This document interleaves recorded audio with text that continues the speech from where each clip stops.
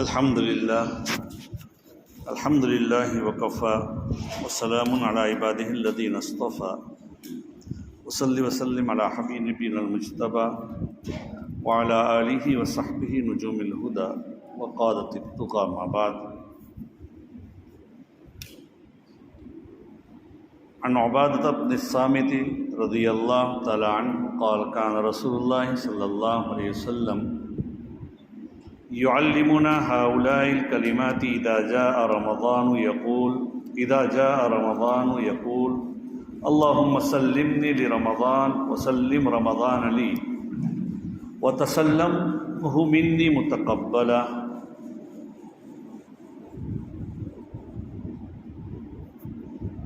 او کما قال علیہ الصلاۃ والسلام. عزیزان محترم، بزرگوں، دوستوں، بہت ہی مبارک دن چل رہے ہیں. شعبان کا مہینہ تقریباً 2 ثلث پورا ہو چکا ہے. آج 21 شعبان ہے اور کچھ ہی دنوں کے بعد ایک خیر اور بھلائی کی موسم آنے والی ہے، نیکیوں کی موسم آنے والی ہے. نبی اکرم صلی اللہ علیہ وسلم کی عادت شریفہ یہ تھی کہ جب رجب آتا تو آپ دعا کرتے، جیسا کہ پہلے بھی یہ بات بتائی جا چکی ہے کہ نبی اکرم صلی اللہ علیہ وسلم دعا کرتے جب رجب کا مہینہ داخل ہوتا، اللہم بارک لنا فی رجب و شعبان وبلغنا رمضان. اے اللہ، رجب و شعبان میں برکت دیں ہمارے لیے اور ہمیں رمضان تک پہنچا دیں. رمضان تک تو کسی کی بھی عمر بھائی یقینی نہیں ہے، آنے واحد میں کچھ کا کچھ ہو جاتا ہے. ہم آئے دن دیکھتے ہیں کہ جہاں بوڑھے جاتے ہیں دنیا سے، وہاں جوان بھی جاتے ہیں. اور میں نے ایک مرتبہ آپ لوگوں کو واقعہ سنایا تھا برطانیہ کا کہ ایک صاحب تھے، بیچارے نوجوان بچہ غیر شادی شدہ، اپنی بھانجی کے ساتھ کھیل رہا تھا اور بسکٹ اپنے منہ میں آدھی ڈالی ہوئی ہے اور بھانجی کو کہتا ہے کہ یہ کھا جا، تو اپنے منہ دوسری منہ بھانجی کے منہ میں ڈال رہا ہے. اور اسی حالت میں دونوں کے منہ میں گویا کہ بسکٹ ہے اور بچی آئی اور کہہ رہی ہے کہ ماما تو کچھ بولتے ہی نہیں اب تو، اور انتقال کر گئے. کچھ بھی بیماری نہیں تھی. تو بھائی کسی کی بھی عمر کب تک ہے، کب آئے گی، کہاں آئے گی، کسی کو علم نہیں. قرآن کہتا ہے وَمَا تَدْرِي نَفْسٌ بِأَيِّ أَرْضٍ تَمُوتُ. کون کہاں مرے گا کس کو معلوم نہیں، کسی کو بھی معلوم نہیں.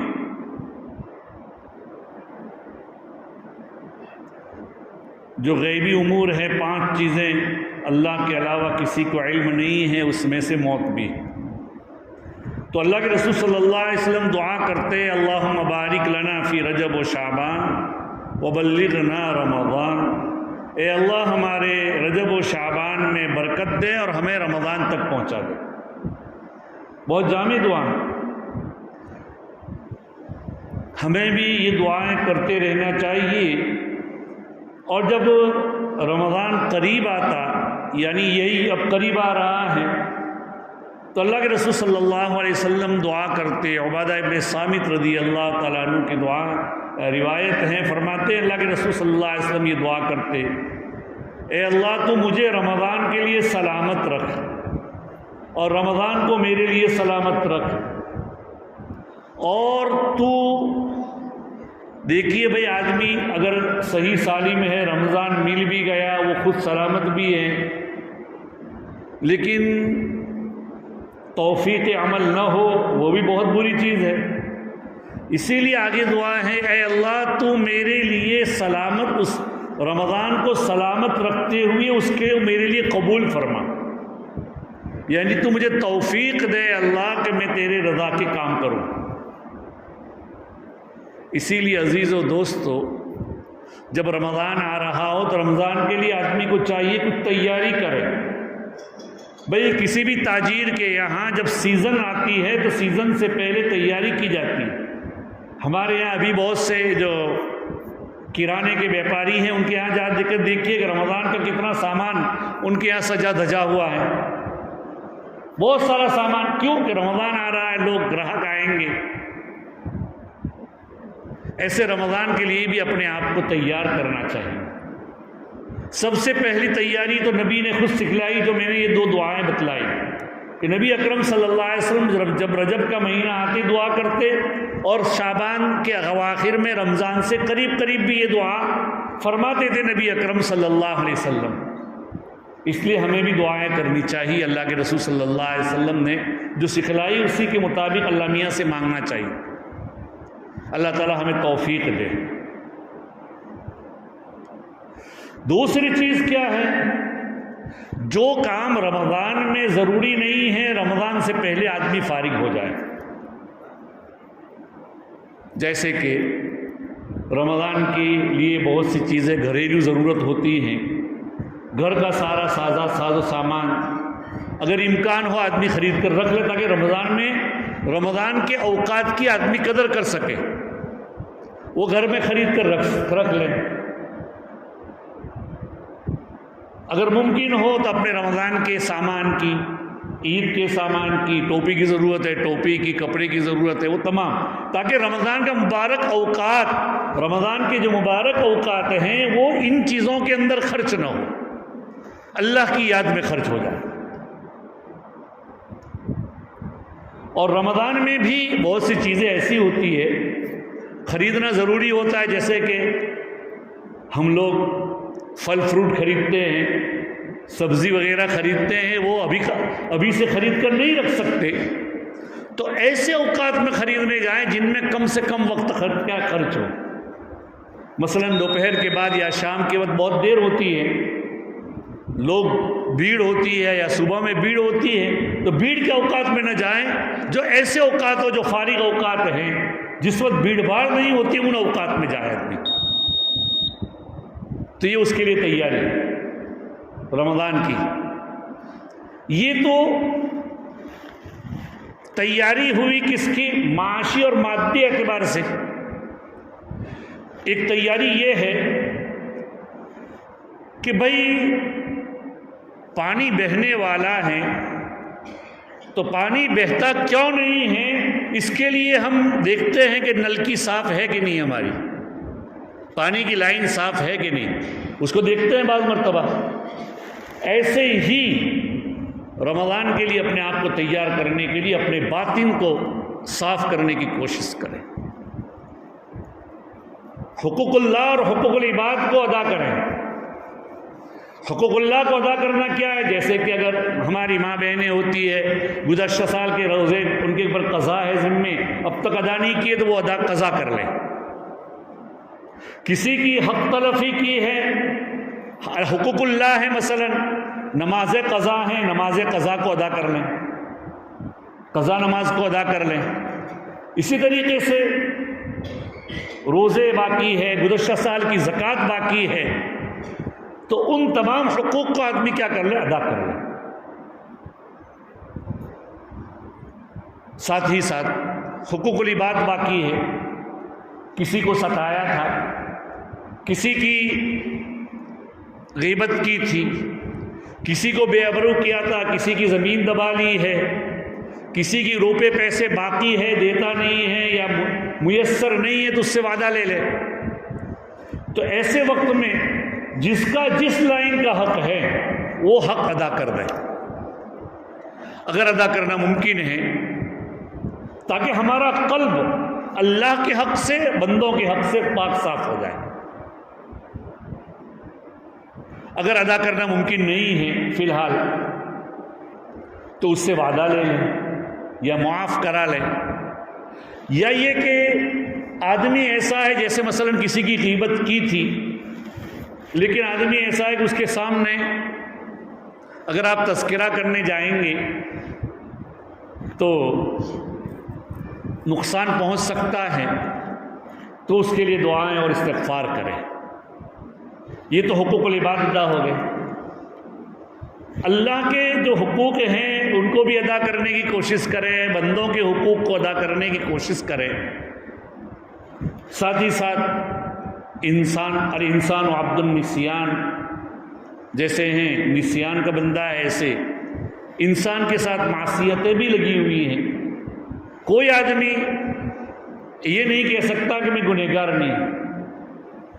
ہر انسان اس سے ہر آن میں غلطی اور کوتاہی ہوتی، حقوق اللہ تلف ہوتے۔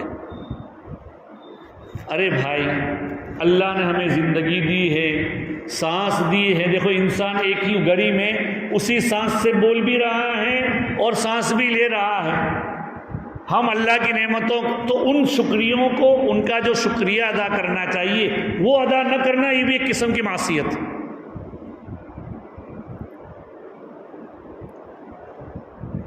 اللہ تعالیٰ کی شکر نعمتوں کا ہم جتنا بھی شکریہ ادا کریں تو اس میں بھی کوتاہی ہوئی یا اور دوسرے معصیت ہے، اللہ کی نافرمانی کی ہے، ان نافرمانیوں سے اللہ تعالیٰ سے توبہ کرے اس کے شرائط کے ساتھ۔ توبہ کرنے کے کتنے شرائط ہیں؟ امام نووی نور اللہ مرقدہ نے لکھا ہے ریاض الصالحین کے اندر کہ توبہ کے 3 شرائط۔ ایک تو یہ کہ جو گناہ کیا ہے اس سے فی الحال رک جائے، کب بالکل نہ کرے۔ دوسرا یہ کہ جو کر لیا ہے اس کے اوپر آدمی کو ندامت اور شرمندگی ہو کہ اللہ میاں مجھ سے یہ ہو چکا ہے۔ اور تیسری شرط یہ ہے کہ آدمی مستقبل میں نہ کرنے کا عزم مصمم کر لے کہ میں اس گناہ کو نہ کروں گا۔ آدمی نیت تو کرے تو اللہ تعالیٰ معاف کر دے۔ دیکھیے اللہ تعالیٰ کی کوئی آدمی کیسا بھی گنہگار ہو، ایک فارسی شاعر نے کہا ہے بازا بازا ہرچ کردی بازا۔ اللہ میاں کی جانب سے وہ فارسی شاعر گویا کہ کہہ رہا ہے بازا بازا ہرچ کردی بازا ای درگہے ما درگہے نا امیدی نیس گر صدبار توبہ شکستی بازا۔ کہتے ہیں گر کافرو گبرو بت پرستی گر صدبار توبہ شکستی بازا۔ اللہ میاں ایک آدمی، وہ آدمی جس نے 70 سال تک اللہ کے ساتھ دوسروں کو شریک کیا تھا، کفر و شرک میں زندگی گزار دی ہے، وہ آدمی اگر ایک مرتبہ لا الہ الا اللہ کہہ دیتا ہے تو اللہ اس کی توبہ قبول کر لیتا ہے، اس کے گناہ معاف کر دیتا ہے۔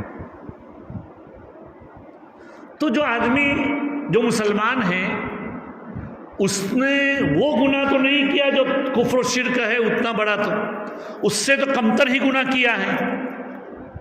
حالانکہ کل قیامت کے دن اللہ تعالیٰ ہر قسم کے گناہ کو معاف کرے گا سوائے کفر و شرک کے۔ اس سے معلوم ہوا کہ دوسرے گناہ تو کمتر ہی ہے۔ اسی لیے قرآن کہتا ہے ان اللہ لا یغفر ان یشرک بہ ویغفر ما دون ذلک لمن یشاء، کہ اللہ تعالیٰ اس کے ساتھ شرک کیا جانا یہ گناہ معاف نہیں کرے گا، اس کے علاوہ جون سا بھی گناہ ہو حق تعالیٰ شانو معاف کر دیں گے۔ تو کفر و شرک گناہ اللہ تعالیٰ جو ایک مرتبہ لا الہ الا اللہ کہتا ہے اور 70 سال تک اللہ کی نافرمانی کی ہے، اللہ اس کے گناہ کو قبول کر لیتا ہے، اللہ اس کی توبہ کو قبول کر لیتا ہے، اس کے گناہ صرف پوری زندگی کے معاف کر دے گا۔ تو کیا انسان کے جو مسلمان ہیں جس نے اللہ اور اللہ کے رسول صلی اللہ علیہ وسلم کی تابع داری میں جتنا ہو سکے اتنی زندگی گزاری ہے، تو کیا اللہ میاں اس سے گناہ معاف نہیں کریں گے؟ اللہ میاں معاف کریں گے۔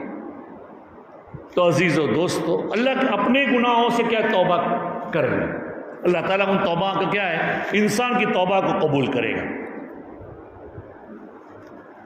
یہ رمضان کی تیاری میں سے نا امید بالکل نہ۔ تو میں نے بتلایا کہ پہلے تو دعا کریں، دوسری تیاری یہ ہے کہ جو ضروریات ہیں ان ضروریات کو خرید کر گھر میں رکھ لیں ممکن ہو تو۔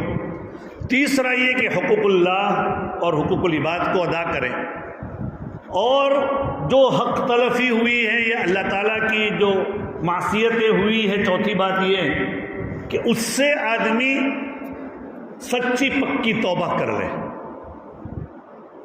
میں نے جو شعر پڑھا اس میں یہ کہتے ہیں، وہ اللہ میاں کی جانب سے گویا کہ اعلان ہوتا ہے، جیسا کہ حدیث میں بھی آتا ہے کہ رات کے آخری پہر میں بھی روزانہ اعلان کرتے ہیں اللہ میاں کہ حل من مستغفر اغفر لہ۔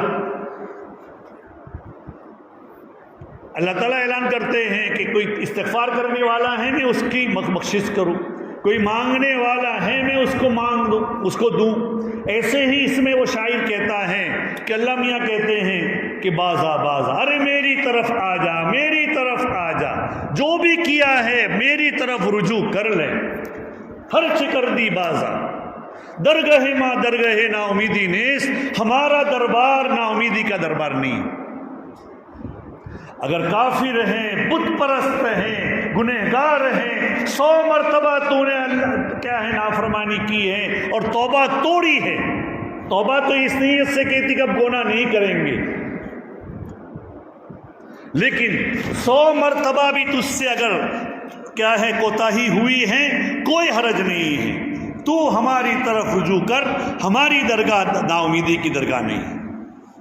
اسی لیے عزیز و دوستو ضروری ہے اس بات کی کہ آدمی ایسے وقت میں اللہ میاں کی طرف، لیکن توبہ کے لیے جو شرط ہے وہ ضروری ہے۔ اگر توبہ ٹوٹ جائے وہ الگ چیز ہے، جس وقت توبہ مانگ کر رہا ہے اللہ میاں سے، اس وقت یہ نیت کرے کہ جو میں نے گناہ کیا ہے اللہ میاں پہ پچھتاتا ہوں اور اس کے اوپر شرمندہ و نادم ہوں، اور فی الحال تو اس گناہ سے رک رہا ہوں، مستقبل میں کچھ بھی نہیں کروں گا۔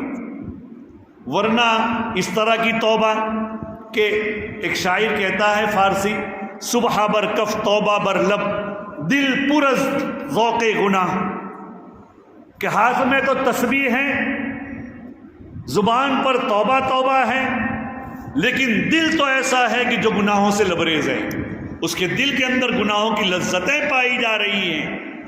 معصیت را خندمی آیت بر استغفار ماں، ارے گناہوں کو بھی ہمارے استغفار پر شرم آتی ہے۔ اس لیے عزیز و دوستو یہ اس نیت سے کہ اللہ میاں سے ہم توبہ کر رہے ہیں، یہ کریں رمضان سے پہلے، تو انشاءاللہ ثم انشاءاللہ پھر اس کے بعد جب رمضان المبارک کا مہینہ آ جائے تو رمضان کے اوقات کی قدر کریں، اس کے ایک ایک سجدے کی قیمت ہے۔ اللہ میاں کیا ہے؟ اللہ میاں نوازتے ہیں، اس لیے ایسے وقت میں ایک ایک سجدے کی کیا آدمی قدر کرے۔ دیکھیے اور دنوں میں تو اللہ تعالیٰ نے ہمارے لیے جو سجدے رکھے ہیں، جو نمازیں رکھی ہیں، لیکن رمضان میں 40 سجدے بڑھا دیے،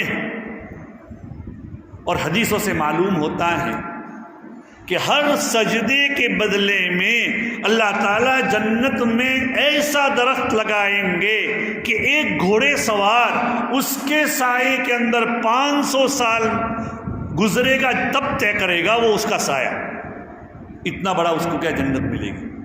اب ظاہری بات ہے کہ 40 سجدے روزانہ، تو سجدے کے وقت میں بھی اللہ میاں کو گویا کہ آج کل ہماری کیا ہے، مثلا رمضان میں روزے کی قدر کریں، اپنے آپ کو غیبت سے، اور ہم لوگ کیا ہوتا ہے ایسے وقت میں مسجد میں جاتے ہیں، تلاوت بھی کرتے ہیں، لیکن مسجدوں کے اندر پرسکون بیٹھتے نہیں، باتیں ہوتی ہے ایران کی، تران کی، دوسری، اور اس میں زبان تو ایک کینچی کی طرح چلتی ہے، دانتردے کی طرح چلتی ہے۔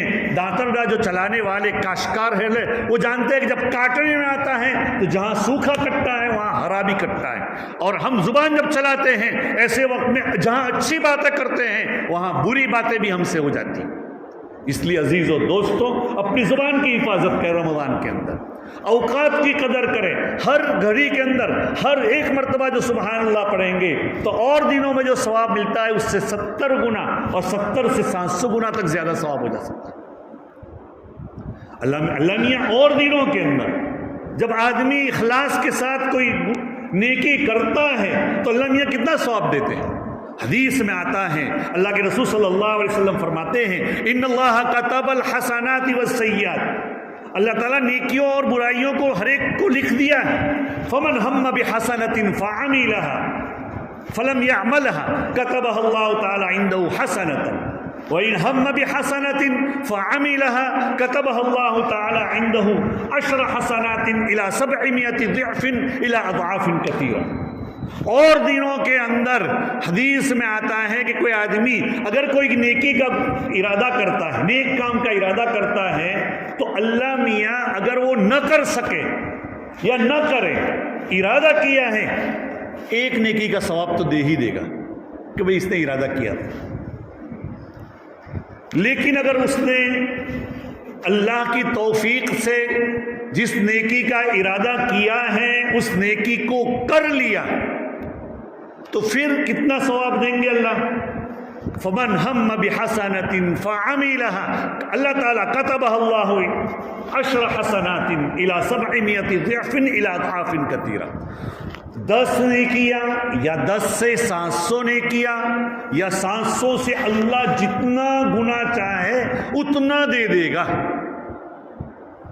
فضائل نماز میں حضرت شیخ نور اللہ مرقدو نے لکھا ہے کہ بعض مرتبہ نمازوں کے جو ثواب ہیں مختلف احادیث کو ملانے سے حضرت نے گنتی کی 350 کروڑ تک کا ملتا ہے. تو جب اور دنوں میں یہ ہیں تو رمضان کے اندر تو اس کا 70 گنا اخلاص کے ساتھ ادا کرو، اللہ تعالیٰ اس کا ادا کرے گا. جیسے کہ ایک نماز چھوڑنے کا اللہ میاں کا حضرت شیخ نے لکھا ہے، اللہ میاں کے یہاں نماز چھوڑنے کا 2,88,00,000 سال جہنم میں جانا پڑے گا. اللہ یہ کہ آدمی توبہ کر لیں، اللہ تعالیٰ توبہ قبول کرتا ہے اور اللہ قبول کرے گا ہی. مانگو، اگر توبہ کی ہے تو اللہ تعالیٰ اس کو کیا قبول کرے گا. تو عزیز و دوستو، رمضان کے مبارک اوقات کی قدر کریں. رمضان سے پہلے کن چیزوں کی تیاری کی جائے اس کو بتلایا، رمضان کے اندر اس کی قدر کریں. اور اس میں دیکھیے 2-3 چیزیں باتیں بتلا کر میں اپنی بات کو پوری کرتا ہوں، وقت اجازت نہیں دیتا. لیکن رمضان میں بعض مرتبہ ایسا ہوتا ہے جیسے کہ زبان کا میں نے غیبت وغیرہ سے بچنا یہ بتلایا. ایسے بہت سے ہمارے بھائی بیچارے ایسے ہوتے ہیں، ایک آدمی نے کسی کو مارا، گناہ ہوا، اب الگ وہ پورا ہو گیا. لیکن بعض گناہ ایسے ہیں کہ جن گناہوں کو ہم ہمارے ساتھ میں لے کر چلتے ہیں. جیسے کہ رمضان کے اندر ہماری داڑھی نہیں ہے، نبی کی سنت کو چھوڑنے کی بنا پر داڑھی رکھنا واجب ہے، نبی کی سنت کو چھوڑنے کی بنا پر اس کا گناہ مسلسل چلے گا. اللہ کے بندے رسول اللہ کی سنت کو زندہ کرو. حضرت مدنی نور اللہ مرقدو کا واقعہ ہے کہ کسی داڑھی منڈے کے ساتھ کبھی ملاقات نہیں کرتے تھے. نبی کی سنت تم چھوڑ رہے ہو. رمضان کے اندر پورا کیا ہے، پورا دن اس گناہ کے اندر، اور دنوں میں مبتلا ہیں، لیکن رمضان میں ہر گناہ کی کیا ہے، اس کی عظمت بڑھ جاتی ہے. اس لیے اس گناہ کو خواتین ہیں بے پردہ گھوم رہی ہیں تو ان کا بے پردہ گھومنا یہ بھی ہمارے لیے اور ان کے لیے کیا ہے، ہمیشہ گناہوں کا باعث. اور بھی بہت سے گناہ ہیں عزیز و دوستو، تو ان سے قدر تو رمضان کی، اس لیے کہ جب شہد کے اندر ایلوا یا اندرجو ملا دیا جائے وہ شہد بھی کڑوا ہو جائے گا. اگر رمضان کے اندر اتنی نیکیاں ہیں لیکن اس کے ساتھ اگر گناہ کر رہے ہیں تو وہ گناہ ان نیکیوں کو سلب کر سکتا ہے، اس کو کیا حبط اور کیا ختم کر سکتا ہے. اس لیے عزیز و دوستو ان چیزوں کی قدر کریں، رمضان سے پہلے تیاری کریں. اللہ تعالی ہمیں توفیق دے.